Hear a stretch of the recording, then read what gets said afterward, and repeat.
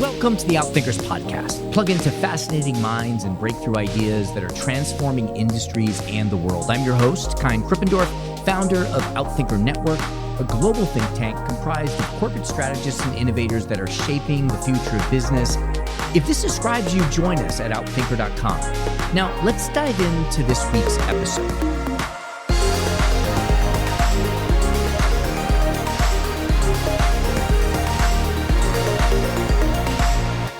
Being an evergreen company does not mean you're not an innovative company.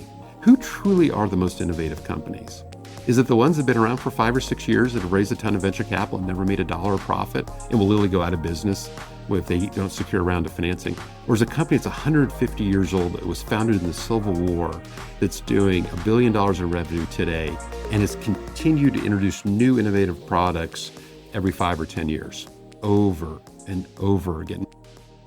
You just heard from David Whorton, a tech investor and founder who spent 20 years of his career at the highest levels of Silicon Valley, venture capital, and tech startups. For example, at the preeminent tech venture capital firm Kleiner Perkins, he worked directly with John Doerr for several years. He co-founded 4 companies, including drugstore.com and Good Technology. This episode is a little bit longer than usual. And for a good reason. It's about companies that last longer. We dive deep into the world of what he calls evergreen businesses, those built to adapt and grow profitably for 100 years or more. Think of these as the direct juxtaposition to venture capital funded enterprises, where those are built with the sole intention of scaling quickly and selling or going public or shutting down if they're not performing. Evergreen businesses are built to endure. In 2013, Dave founded Tugboat Institute to connect, support, and inspire purpose-driven leaders of these types of businesses. His latest book with Bo Burlingham, Another Way, Building Companies That Last and Last and Last, was released in May 2025. In this episode, we uncover some of the most profound insights from his book, so many of which fly in the face of current common dogmas around innovation and business building, including why the companies that VCs most tout today as exemplars of technological greatness, think Google, think Microsoft, took very little VC funding, and why you should probably avoid VC investors as well. The fact that the size of the venture capital market has exploded multifold since 1999, and what that means for the nature of how businesses are built and operate today. The evergreen 7 Ps that characterize these companies, and specific case studies and examples of companies that live these values. 2 of my favorites are: they pace their growth, they avoid hyperscaling, they pursue pragmatic innovation rather than radical breakthrough innovation. Ladies and gentlemen, Dave Whorton. Dave, thank you for being here. I am so fascinated by your work and have really enjoyed preparing for this, so I'm excited to dive in. So much to cover. We won't be able to cover all of it, but thank you for sitting down with us to share a little bit. So I'm going to open up with the same 2 questions I ask all of my guests. First is just for us to get to know you a little bit personally. Could you complete the sentence for me? If you really know me, you know that. I guess if you really know me, you know that I was steeped in Silicon Valley for quite some time. Went to Berkeley, went to Stanford Business School, did several tech startups. I was involved in a very high-profile venture capital firm, Kleiner Perkins, but now live in Sun Valley, Idaho, which is, if you'd asked me in 2008, you're going to live with your family in Sun Valley, Idaho, I would have said, I'm not sure where that is on the map. But that's where our kids ended up going to middle school and high school. That's where I built my business, Tugboat Institute, and I spend a tremendous amount of time hiking in the wilderness now, which I wouldn't have imagined back in the days when I lived in Menlo Park. And you started your career at HP, and you did some time at Apple and HP Labs. And how did that shape your thinking? And yeah, this was really an opportunistic thing where I needed to get a job because I was well aware I was going to have to put myself through college. I was one of the top kids in my class, and I wasn't real excited about spending a couple of years at community college, which would have been an option. We had a good one in Santa Rosa.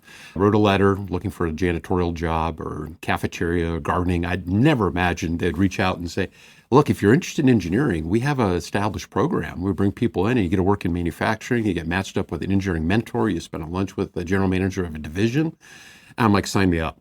And I did that for 4 summers.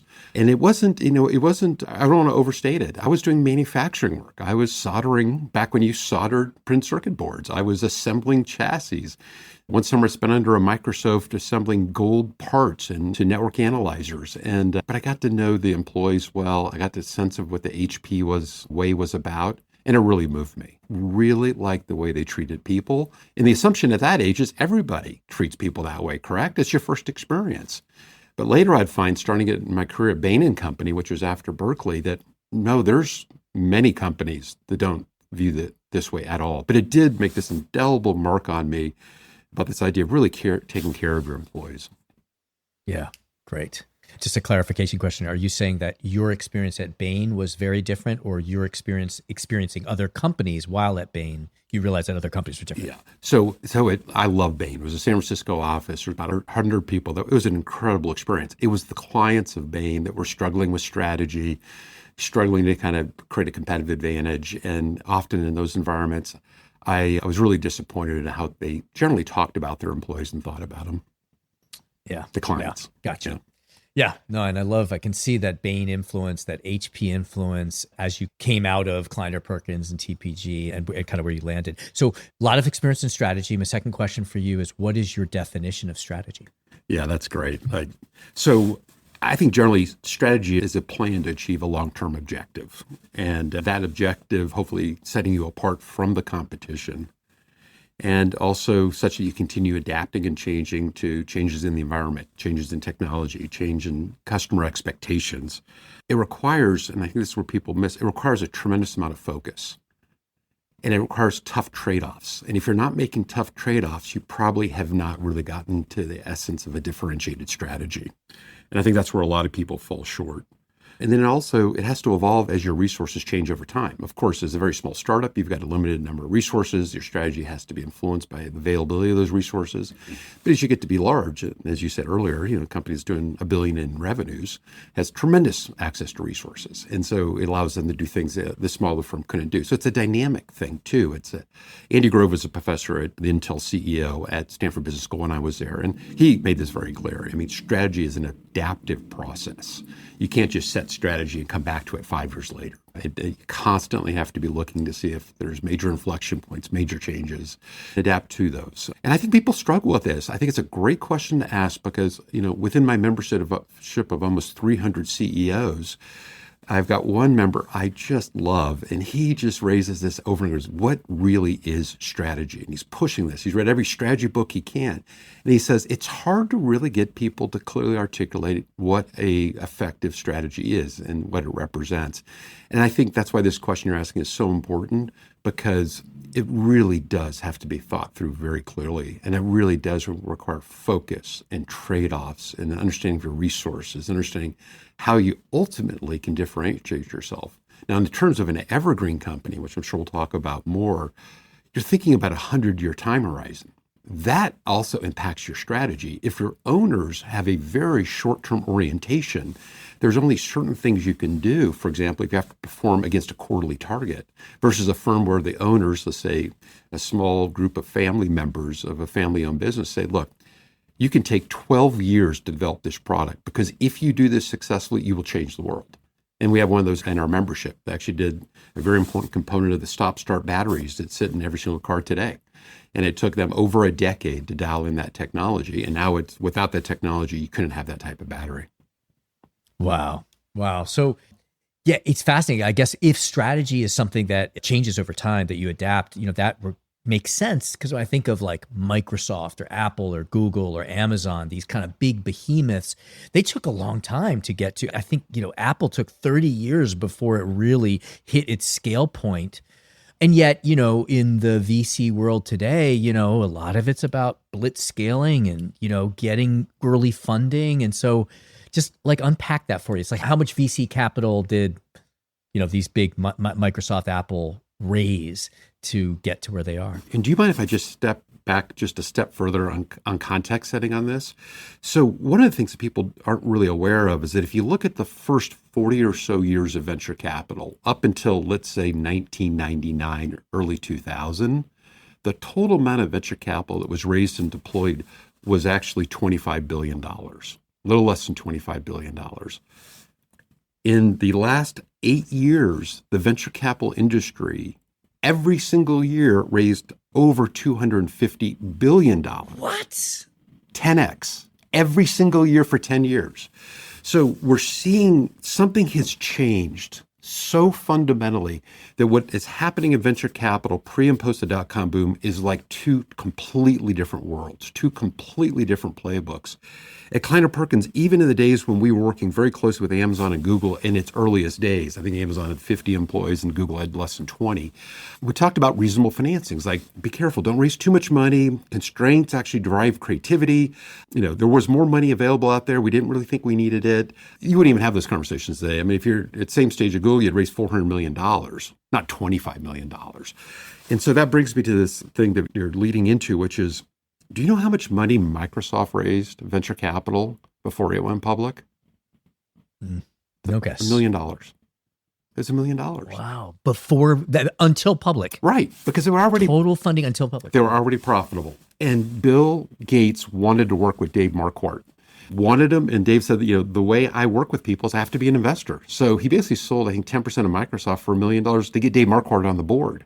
He didn't need the money. And then in the case of Google, it was $25 million, 12.5 from Kleiner Perkins, 12.5 from Sequoia, 25 million, not 25 billion. 25 billion is what Uber raised. 25 million is what we're talking about for Google. And then for Amazon, it was $9 million. And most of that provided by Kleiner Perkins, by John Doerr, again, in that case. $9 million. Now, they raised more money over time. They did $1 billion debt financing out of Europe in late 1999. So yes, they did raise capital, but venture capital, it was $9 million. So if you sum it up, it's $35 million was required by venture capitalists to build 3 companies worth over $2 trillion each. And so what is the danger, or what's wrong with that? Like, we had John Mullins on this podcast. One of the books that he wrote is called The Customer Funded Business. And what he showed is that there's a negative correlation between how much you raise in Series A and what your success rate is. His rationale is when you take a lot of money, then you're locked into a business model, and then you have to execute that business model. You can't adapt. Is that one of the reasons, or what's your interpretation? Might be a little more nuanced. The day you take $1 of venture capital, or from an angel that's a venture capital pathway, you have set your path. You will be sold or you'll be taken public. That's it. Or you're going to be shut down. There's only 3 options. You will never be an evergreen company. You will not survive 100 years as an independent private company. Your children will not run that business someday. Your employees will not own a part of that business someday. That path is already set and it's irreversible. And so that one is, that's a path you've set on, you cannot back off of. And then second, this tremendous amount of capital, I think we're still going to find out. Look at Uber. Uber raised close to $30 billion. Was that a well-run business? Horribly run business. Now, they made a big bet. They were going to try to take the entire world. They basically destroyed mom and pop black car services throughout the entire country. And that's the story that's not told, because they underpriced them based on all this investor money. They could not, as a business model, sustain the pricing they did. Now they've raised the prices; they're quite expensive again. They'll probably, I think they're profitable in the last year or two. But how do you return $30 billion? Let's say it needs to be a 3x on that $30 billion. You got to have $100 billion return. It's just hard to imagine it. Whereas, any of the 3 I talked about already, they're worth trillions of dollars, and they raised, the largest amount of money raised was really Google at $25 million. And they didn't need the $25 million, let's be clear. They didn't need it. That's just the amount of dilution. They were only comfortable taking about 25% dilution. John and Mike felt the same way, which is we'd like to own 15 to 20%. We'll go down to 12.5%. So it was basically kind of putting the pieces together. Say, okay, well, 25%, $25 million, that sounds fine. They didn't need it. They could probably taken 5 or 10 and been just fine. It's incredible. So yeah, there's something that's fundamentally different. And then I think it leads to overhiring, it leads to sloppy practices. Back to the definition of strategy, it requires no focus. The only focus you have to have is, can I raise my next round of financing? And if I can raise my next round of financing, I can continue what I'm doing. But you can have product proliferation, you can have distribution proliferation, you can overhire your sales force. You can get really sloppy. Whereas these firms, You're actually motivated, right? Because you need to come up with a rationale for needing more funding. Right. And then here's something Clayton Christensen and I talked about before he passed away, is he said that his view is for truly market-creating disruptive technologies, not efficiency innovations, which most are, but really creating a new market from whole cloth. He said the pattern is very much proven. I 100% agree, given what I've read, researched, and experienced myself, is that you take that emergent technology into a niche market, you develop the capabilities of that technology over a period of years before you go into mainstream markets and compete, hopefully very successfully. VCs do not tolerate that time frame or the niche market. If you walked in and told a venture capitalist, I'm pursuing a $50 million market, eventually hope to get to a multi-billion-dollar market, they say, I can't back you. Come back to me when you decided you're ready for a big market. Because they have to have such large outcomes because their fund sizes are so large. And so it's changed. The amount of capital that's coming to venture capital has actually changed the way venture capitalists build businesses, and I think to the worse. And the problem is the management fees are so valuable. I mean, if you have a $100 million fund, you might get $2 million a year in management fees. That's not a lot to pay the bills, rent Menlo Park, have a couple of people on your staff if you only have one fund. If you raise a $1 billion fund, that's $20 million a year. And if you start stacking funds every 2 or 3 years, multi-billion-dollar funds, suddenly your management fees end up being hundreds of millions a year. Your base salary can be $4, $5, $6, $10, $15 million. You haven't returned a dollar to your investors. So the entire model shifted. And there's also a really unique dynamic around this, is that it's kind of the GP-LP conversation, which is the GP will say, look, and I know venture capitalists have said this to me, I won't say names, like, they're giving me more money than I... General partner, limited partner. Yeah, general partner of a venture firm. They're giving us more money than I can really see how to earn a good return on, but they're smart people too, and so we're not going to refuse their capital. And so that's this thing. And private equity's mirrored this. I mean, private equity has raised every year for the last 10 years. So again, this has slowed down in the last couple of years, but they're raising about $500 million a year for the last 10 years. I mean, $500 billion. And they match that with $1 trillion of debt. So they have $1.5 trillion of capacity to buy companies, roll up companies, and somehow they keep screwing them up. It's incredible. And the reason is this debt, particularly with rising interest rates, has to be paid down. You have to service those interest payments. The way you do is you do it largely on the back of future innovation and the employees. And it's a tough business model. Tough things. Yeah, I think as I'm hearing what you're saying, I'm hearing several of your P's here, right? You mentioned stay private, be profitable early, use persistent, pragmatic innovation, find that beachhead and then innovate in that beachhead before you go into the open water. I'd love to, for the audience, kind of break this down because you have, I think, 7 very eloquently described and sequenced keys. I'm just going to read them. Purpose, people first, private, profit, paced growth, pragmatic innovation, perseverance. Usually we don't go through all of them in a podcast, but I think each one clings on the other and is so important that I'd love to very briefly go through each one. And let's just start with purpose. It has to start there first. Why does it have to start there, and how do you know that you have an effective purpose? Yeah, it's really interesting is that, I think of the 7 Ps working together as a system, and that's what you're basically saying. And so in system thinking, there are trade-offs within the system to optimize the overall system, correct? But purpose is not one of those. Purpose has to come first because that's your North Star. That is why your business even exists. That's why your employees are showing up. That's what's going to get them through the toughest of periods, right? Is knowing that what they're doing is so important to the world. The unfortunate thing, and I'll get into what authentic purpose is, that if you're venture-backed, if you're private equity owned, if you're a public company, your purpose is already defined for you. It's defined for you. You don't get to set your purpose. You can put whatever you on your website about taking care of people, changing a market. Because your investors have their purpose, which is exit in 5 years. That's exactly right. That is the dominant purpose, which is you have to get me a high-valued exit in a reasonable period of time. And so ultimately, we will force the team and strategy to comport to that. Now, maybe for a few years, when we first back you, we'll let you do what you want to do. But at some point, as it starts becoming time that we need you to harvest, you will start doing a set of activities that we need you to do to get the maximum value, or you won't be running this firm anymore. There's no connection to purpose at all there, right? And so if the person said, my purpose is to restructure this industry based on this new technology, yeah, as long as that's aligned with getting the purpose of your investors who ultimately control the business. Private equity, the same thing. And then public, of course, the purpose is to maximize your shareholder value. And I think Milton Friedman spoke about this very eloquently back in the 1970s, which is too many CEOs of public companies back then were using the purse and treasury of the corporation for personal benefit. For private planes, private cafeterias, chefs, drivers, cars, charitable donations in their name on behalf of the corporation. He said, look, you can't do that because you're not really serving your distributed ownership base. You don't know what they really want. So the only thing you can really do is make sure you maximize profitability for them.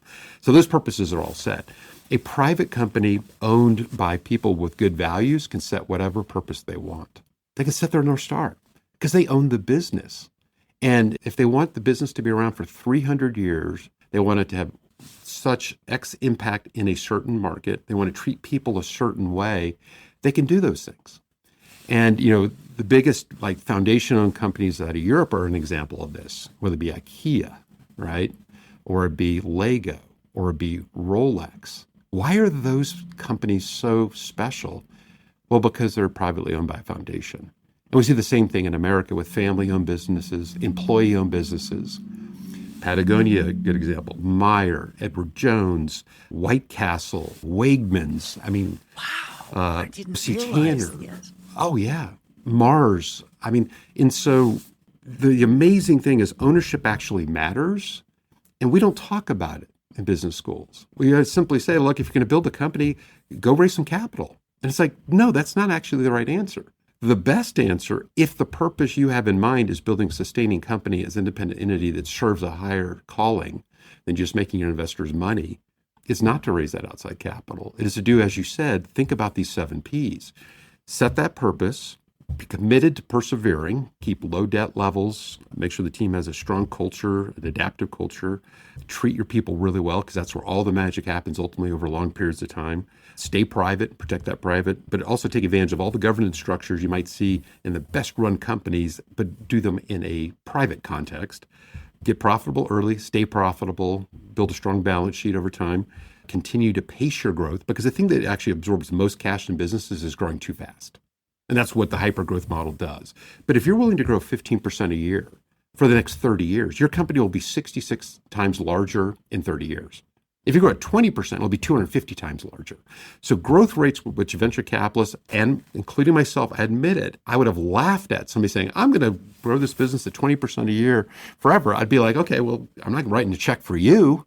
You're not going to give me the exit in the time frame I need. But if you can do 20% a year and you start at $10 million, you're a $2.6 billion revenue company 30 years later. That's in your lifetime. And you know examples of this, and I know examples of it. It's awesome. Look what Andy Taylor did. His dad started Enterprise Rental Car, got it to about $60 million in revenue.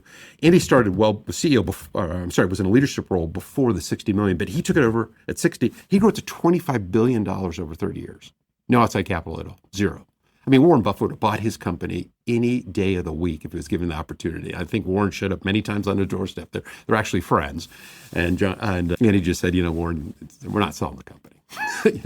Yeah, no, but I see how these interconnect, right? Because if you have the purpose that gives you the long term, then when you're doing an NPV on 5 years with an exit, you need fast growth. If you're doing an NPV on 30 years, and compounding, the right answer is that pace growth. That's right. The compounding. Right. And then you don't need outside capital. You maintain control. The other subtle thing for a founder, which is really important, is, and I've experienced this personally with good technology, if you're growing at 50 to 100% a year, and that growth may be funded by outside capital versus revenues, right? But that's, those levels of you are always recruiting. You're always scrambling. You're always thinking about how you raise the next round of financing. There's very little time for you to develop yourself as a leader.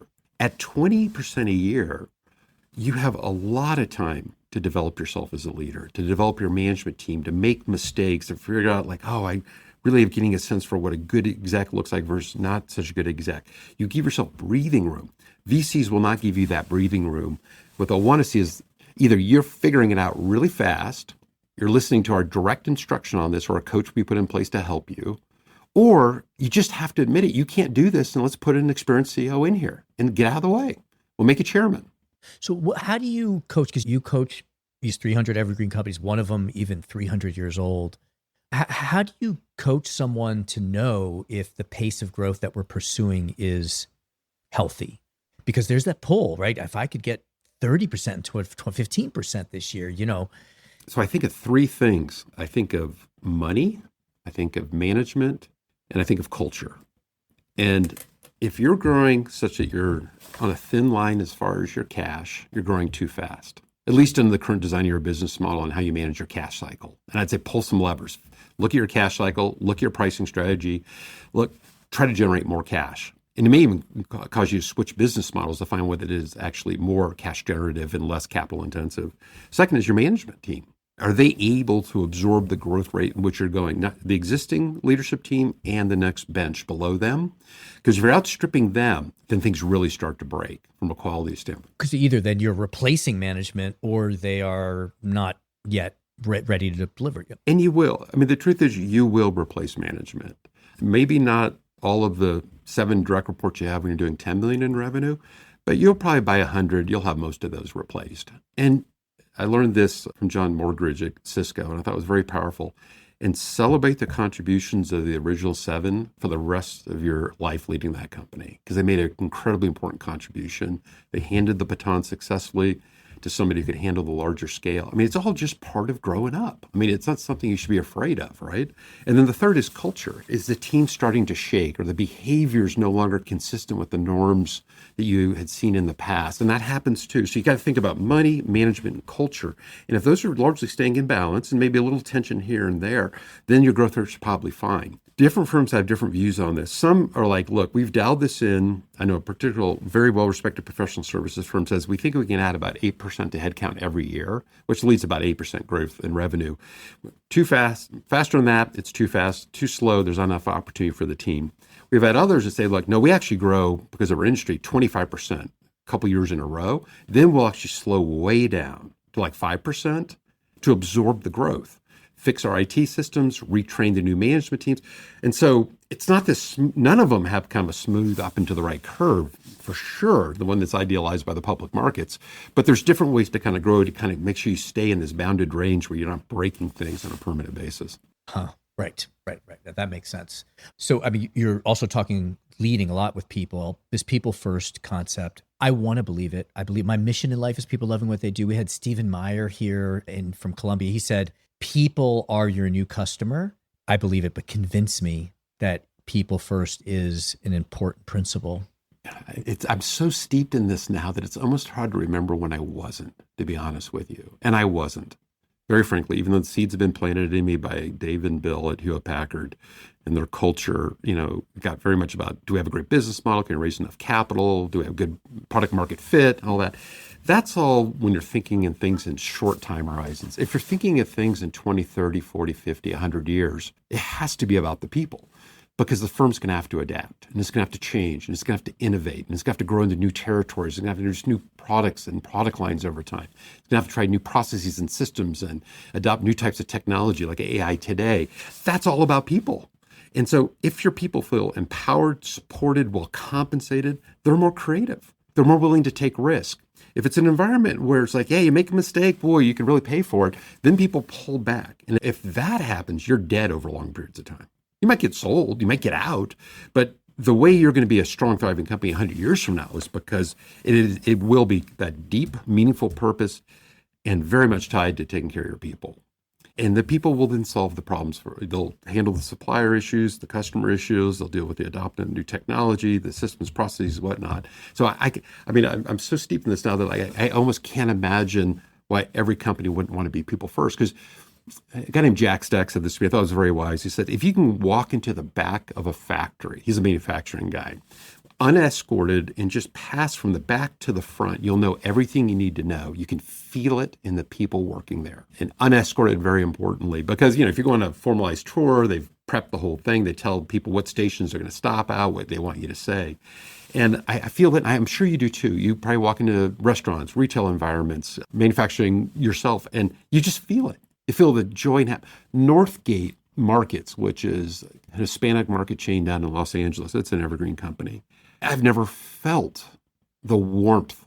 I mean, our companies are exceptional, instrumental. They're in the 1% as far as the warmth felt between the founding family, the Gonzaleses, and their employee base. And that employee base will knock down brick walls for that family. Yeah. Am I getting there any closer? Yeah, no, that's great. Where I'm going is what it's linking to for me is this idea that I'm thinking about. We had Pete Fader on, customer lifetime value guru. And I'm going to do another session with him and Stefan Meyer, maybe you. And I want to look at, could you measure a company based off of employee lifetime value? Are they loyal? Do they stay? Do they add value through their creativity? Just as you do through a customer. And could you measure employee lifetime value? I love it. And what I would say is that there's a couple things that come to mind. One is there's a professor at Stanford named Ed Lazier, and Ed spent a lot of time looking at labor practices and policies and the economics of it. And he said, I think it was back in the 70s, the deal basically was broken between employee and corporation. And it came from both sides. And prior to that, companies would invest tremendous amounts of time and resource in the development of their young people. Moving through different training programs, all kinds of support, mentoring, sending them to universities. Employees became less loyal, companies became less loyal, and it kind of broke the model, because if you made a heavy investment in an employee, the best thing your competitor would do is hire them as soon as the training is complete, because you get it for free with a slightly higher salary. Because if you're going to do all the training, it's hard to also do a substantial increase in salary on top of that. So there needs to be an element of loyalty on both sides. And so that deal's broken. In evergreen companies, that's not broken. They make that commitment. They spend that money. Yeah, the turn rates in these companies usually are much lower than industry rates. I ask this of every single person, what is industry? Where are you? And it is very common to hear people say, our longest tenured employee's been here 40 years, 50 years. That's incredible. They've spent their entire career. What is he doing now? Well, he started off and he was actually in the parts group. Now he actually runs one of our factories or a division. Yeah. It's incredible. Yeah, no, I love what you're saying, because kind of one economic rationale is we're going to be such a great place to work that people will just want to work here for lower than their market salary. But that's not what you're saying. What you're saying is they're working there because you've invested in them. Yeah, yes, you've invested in them, and invested in them. And again, I polled the group on this, a biannual survey. People are at median or better as far as base salaries, and usually have upside compensation that gets total comp up into, it can be 60, 70, 80, 90th percentile. I mean, they are generous with their employees. And the reason is because their employees, frankly, are just more productive. They're more creative. They're more engaged. I mean, you hear all these things like, yeah, gosh, if you're lucky to get 4 hours of good work out of an employee, even if they're sitting at their desk for 12 hours. I mean, that is just crazy. And I see a very different thing, which is people are very respectful of the workday of their employees, and they want them to go home and experience their families and their friends in the evenings. But when they're there, they're working. They're committed. The other thing they do too, and this is probably not surprising, is most of these companies practice open book management.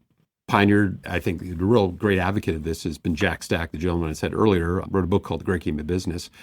And they they show the income statement to the employees on a regular basis, weekly, monthly, quarterly, whatever the process they want. They teach them what it means. The items on that income statement, they usually do a simplification of it just so they don't want people to feel intimidated by it.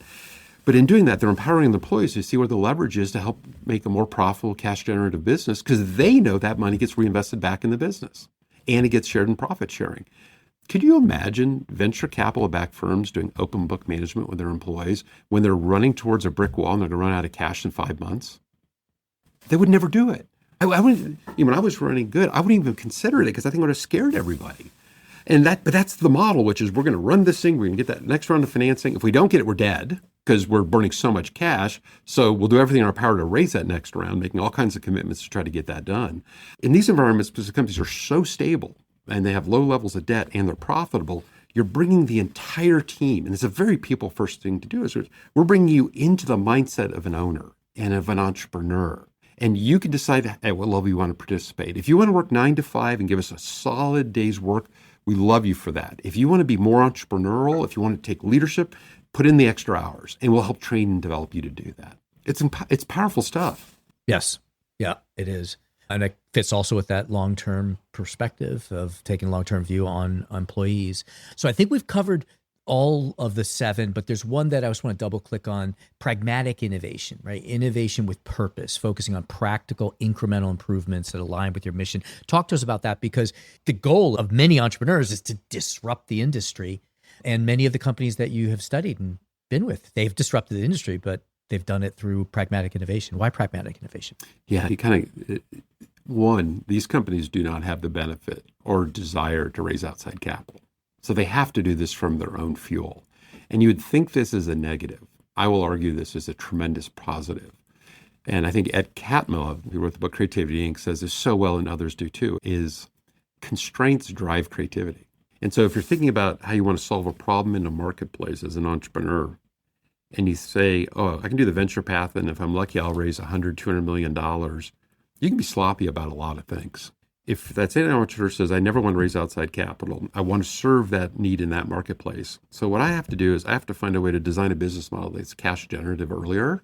And I may even require me doing some things like consulting on the side to generate enough cash as I'm designing my product with a small team to get into a niche market, as we said earlier, that values that innovation so much, they're actually willing to pay a pretty good price for it.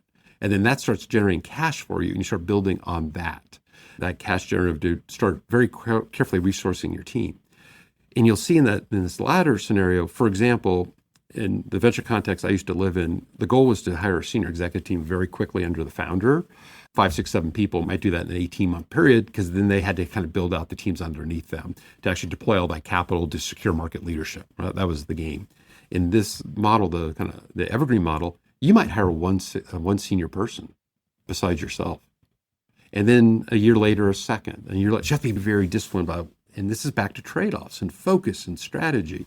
But the benefit of this is it's challenging the beginning, but it leads to levels of innovation and creativity in the business model, in the products, in the engagement of the customers. You don't have the convenience of sitting in isolation for 4 years building something and never talking to a customer.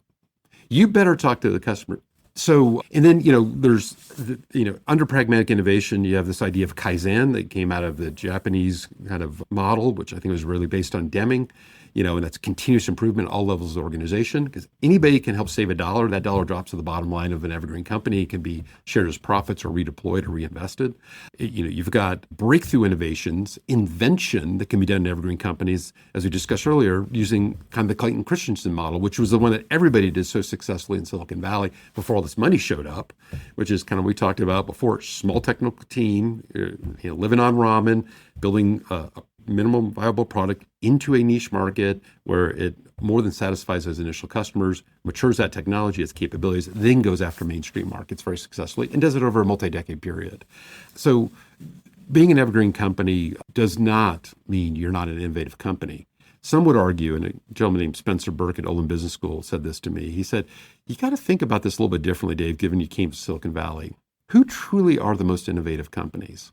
Is it the ones that have been around for 5 or 6 years that have raised a ton of venture capital and never made $1 of profit and will literally go out of business if they don't secure a round of financing? Or is it a company that's 150 years old that was founded in the Civil War that's doing $1 billion in revenue today and has continued to introduce new innovative products every 5 or 10 years, over and over again? Like the one you touched on earlier that's 300 years old. It's called Hollingsworth and Vos, and it's back in the Boston area.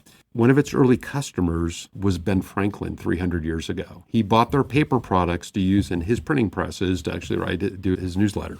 Today, one of their primary customers is Elon Musk. He sells their filtration technology membranes into SpaceX rockets and into Teslas. I mean, to be able to say that you were one of the greatest inventors of history with Ben Franklin, and then now with Elon, whatever current controversy there is around him, he's an amazing human being as an inventor.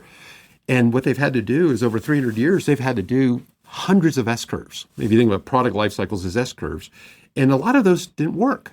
And a lot of them did work. And as I talked about the stop-start battery earlier, that took 10, 11 years for them to get that really to kick in. And now that's one of their big S-curves. Amazing. Yeah.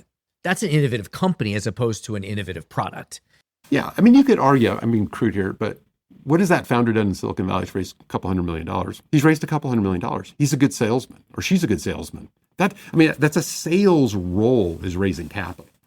Building a profitable business, that's an entrepreneur's. That's what a true entrepreneur does. All right, this is fascinating. I think that our audience will understand the importance and payoff of these 7. You've been talking about companies that are born this way. But I want to just get a little bit into what can a company that already is public, that already is big, what could they do to start adopting some of these things? For example, what could they do with ownership to start being able to behave more privately? What can they do with purpose to be better at sticking with it? Where would they start if they want to, even if they can't go back and start from scratch, what could they do to start moving in this direction? Across these 7. Yeah, that's specific to public companies, correct?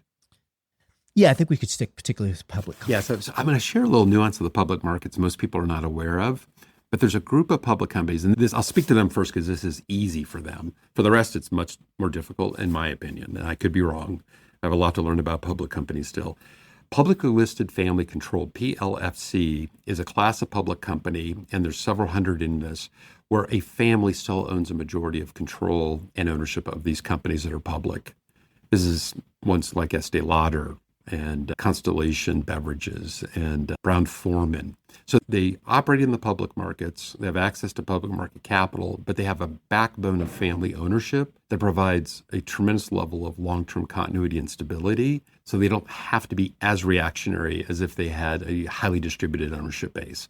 And so for them, I actually spoke to about 50, 60 of their, of all things, general counsels back in New York several years ago, and kind of outlined the Evergreen 7 Ps to them. And they loved it. They said, boy, this is, besides the private P, if you're willing to flex on that P, we think we're Evergreen companies. And I said, unfortunately, I don't think we can. I think at the end of the day, being committed to being fully private is such a competitive and strategic advantage that, we can't loosen the definition of Evergreen for that, but you can aspire to it. So that would be that group. I think it's easier for them. I think for, the general public company executive, I think I'd kind of think about the way, I think it was Tachi Ono at Toto did this. He started off in his work cell with the Toto production system, and it was different, just in time, Kanbans, all that stuff. He didn't try to change the entire corporation. He just changed his little work group, and then he got a larger work group, and then got a division, and then eventually became CEO of the company, and he adopted the system across the entire organization. And so I think, work within the scope of what you've got. It can never hurt to be people first. I just promise you can't be. So do everything in your power to really have your people feel supported, engaged, leaning towards creativity, risk-taking, to the best you can create kind of a safe umbrella underneath your employee group that you're responsible for. Do that. And why not? Just do that. Pragmatic innovation, you can do that in a public company. You can do all the things we talked about. You can do invention that changes an entire marketplace. You can actually do continuous improvement, as we discussed before. Private is what it is. Purpose is tough. I know. I think you can create a sense of purpose around what you're doing. But at the end of the day, if the quarter is a bad quarter, there's a little bit of an integrity issue, which if, for example, in your work group, you're saying our deep purpose is this, and then, you miss the quarter, and then you're told to lay off 15% of the employee group, and you have no say in this. And then, so that you kind of, everybody goes, yeah, this company doesn't really believe in that higher calling and purpose. It really believes in about serving the shareholders. So I think that's a bit of a challenging one. Perseverance, absolutely. Just kind of building a level of resiliency within your team. Pace growth is a tough one too, because that often, if you're the CEO and the board, you can set that. And I think you make your decisions around that. I think if you're kind of an executive, you may have less control of this, but to the extent you have some influence, push for something that's a sustainable long-term growth rate versus something that's like, look, I'm going to really impress everybody. I'm going to push this really hard, lean hard on my employees, and have a couple of really good years of growth. I think if you're a long-term thinker versus just short-term thinking about getting some recognition, that should serve you well. And so, again, I don't feel like this is well-formed in my mind, but that's where I head directionally on this. Yeah, I've been thinking a lot that I think that we don't consider investor relations as strategic. And what I'm getting from what you're saying is that really should be strategic because, you can say, I think it was Jack Ma when he was the CEO of Alibaba. I guess he still is, but when he was very public, he would say, in our company, it's customer first and then employees and then investors. And if you don't like that, don't invest in us. Amazon was able to track long-term. So thinking strategically about that alignment of your investor base with these 7 is probably a one lever. Absolutely. And that's actually what Warren Buffett has said forever, right? Which is he's so grateful because he's got the shareholder base he needs to do the things he needs to do because he is so long-term focused. And he's so focused on long-term compounding. So you're right, Bezos is there, Jack Ma is there. And I think that's a powerful idea too, which is, are you going to signal to the marketplace what kind of company you want to build for the very long term? And if it feels more evergreen, let them know that. Now, you may take a little bit of a hit on your stock price. I don't know, maybe when things are going really bad, it's the best time in the world to do it, right? But I like that idea quite a bit. I think that's very thoughtful about kind of communicating to your shareholders, even if they are public shareholders. But again, ownership matters greatly. You can't set your purpose without the support of ownership. You can't set your strategy without their support. You can't be people first without their support. It's just critical. And it's overlooked. I mean, just people don't even talk about who owns it. I had a really interesting conversation with Jim Collins about this, and he's did such great work. He's been so influential on me. But I think the thing that I may have helped shift his thinking on was like, wow, ownership matters, because most of the companies he studied were public companies because the data is available to him. And he loves to do really deep research and analysis on it. It's hard to get that same information in the private sector because private companies are private for a reason. They don't have to just, one of the benefits is you can actually operate confidentially. And so I think that got his gears going too. Like, wow, you're right. There's an element of this into longevity that has to do with ultimately who the owners are. But we have to remember our time together. In the meantime, you're doing a lot of stuff to help people access this. You've got your Evergreen journal, you've got your assessment tool, you've got your membership organization, you've got your articles. Just tell us a little bit about how someone who's listening here and wants to continue the journey and continue learning from you, what is their best path forward? Yeah, and I'd like to clarify, all of the best practices, all of the wisdom that we're sharing actually comes from this community and thought leaders supporting this community. It's not from me. I'm not the expert. It's really leaning on the best ideas from 300 CEOs of all these wonderful companies across industries and sizes and generations. And so the way we unlock that is, we have a certain program for CEO members of the organization, and we have about 300 of those. But what we've done this year, and I felt it was really important as part of the book, is get the book out another way, one that Bo and I wrote together. And that tells a lot of the history and stories and best practices.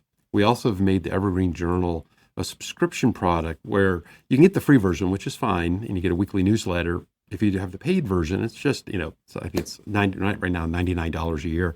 You can go and see all of our content, all of our videos, all of our articles, over 500 pieces of information about best practices of building these wonderful Evergreen companies. And we did something especially for kind of CEOs and owners of small businesses, mid-sized businesses. We call it the Evergreen Growth Navigator. This is all on my website, tugboatinstitute.com. You go and spend about an hour, put in a bunch of information in about your company and yourself, and then we generate a report for you that says, here's how we think you're doing against each of the Evergreen 7 Ps on relative measure. For each of those Ps, here are roughly 7 to 8 of the best practices we see across the entire group of companies we work with.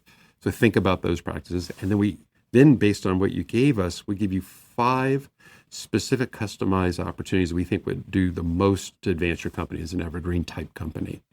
And that's just uniquely to the information you provided us. And we charge, I think right now it's $1,500 for that. And I think it's worth way more than that. But the goal of Tugboat Institute is to basically try to change the way we think about business, to really empower Evergreen founders and leaders and people who want to be Evergreen-like to be able to be more successful. And hopefully, I feel this very personally, I hope it actually improves the lives of millions and millions of people, because more companies become more people first and have greater longevity and are a greater service to their customers. And so, if people are interested in membership, if they're interested in Evergreen Journal Plus, called EJ Plus, or the Evergreen Growth Navigator, all those things you can find us through our website, tugboatinstitute.com. Great. And we'll put the links to that in the show notes as well. Dave, thank you so much for the work that you've done, and you're unique in your credibility or your experience, right? Going from HP to VC to now Evergreen, and seeing both sides and personally experiencing both sides and creating VC-backed companies and creating Evergreen companies. So thank you for doing that work. Thanks for packaging it in such a nice, memorable framework, and for taking some time to unpack that with us here. Yeah, I really enjoyed the conversation. Me too. Thank you for taking the time with me. Thank you. Thank you to our guests. Thank you to our producers, Karina Reyes and Zach Ness, our editor, and the rest of the team. If you like what you heard, please follow, download, and subscribe. I'm your host, Kyan Krippendorf. Thank you for listening. We'll catch you next time with another episode of Outthinkers.